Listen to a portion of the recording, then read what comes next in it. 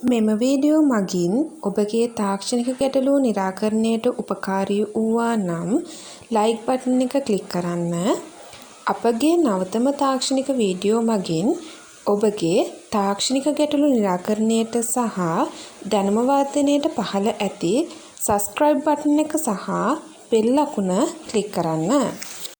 බිඳුව 24 මැෂිමේ මේ කවර ගලවා ඉවත් කර ගන්න ආකාරය අපි ඔබට කියලා දෙන්න උත්සාහ කරන්නේ.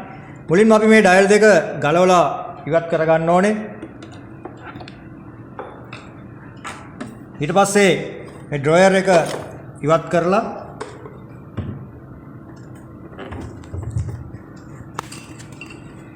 බේස් ප්ලේට් එක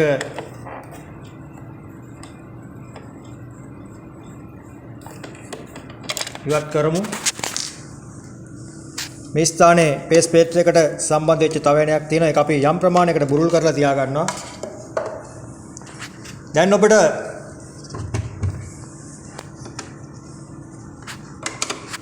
මෙන්න මේ ස්ථානයේ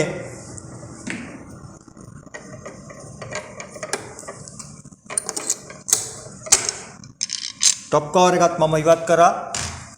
මේක එන දෙකක් තියෙනවා මේ හැන්ඩල් එක ළඟ.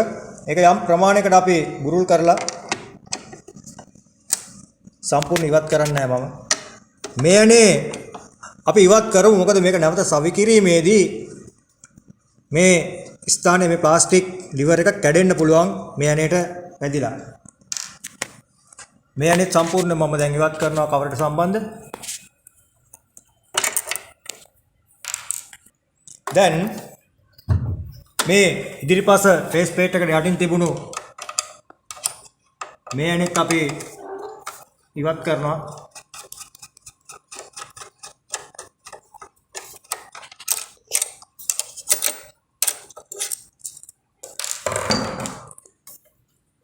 මේ කවරේ බොටම් එක මේ යට කොටසේ තියෙන ඇනත් අපි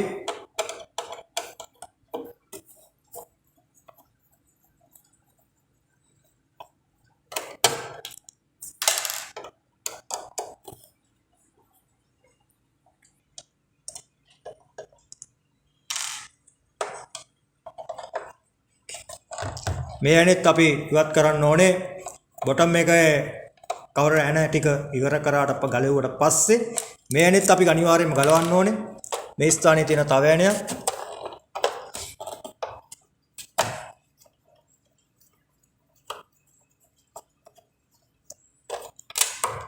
සම්පූර්ණයෙන් ඉවත් කරා.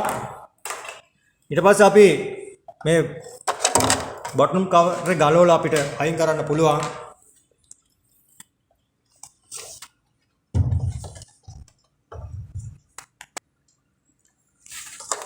මේකේ මේ කවරේ ඇතුලේ තව ඇණයක් තියෙනවා.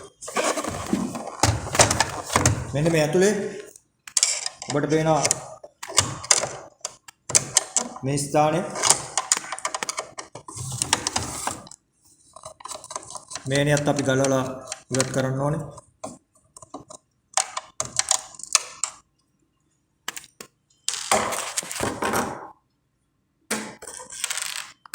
අනිත් ඇනේ මෙන්න මේ ස්ථානයේ කවරේට සම්බන්ධ කරලා තියෙනවා.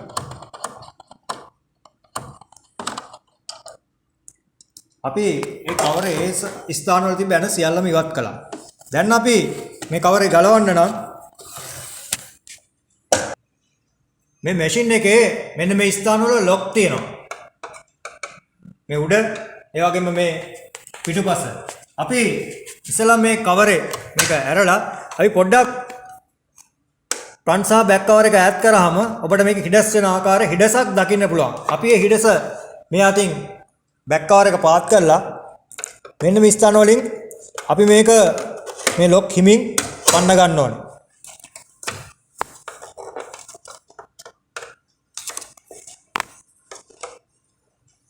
මේ අවස්ථාවේදී ඔබ කල්පනාකාරී වන්න මේ කවර් වලට ඩැමේජ් එකක් වෙන්න තියන්න එපා.